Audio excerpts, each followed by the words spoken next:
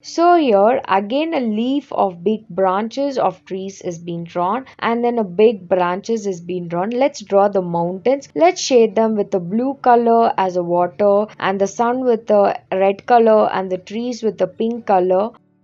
So let's move on. So here I'm drawing a grasses and the way, and then a mushroom house is being drawn. So here first a window is being drawn, and then next to the mushroom houses there will be a grasses of leaves, and then different kinds of mushrooms is being grown in the ground with the grasses. So and the sun is being drawn.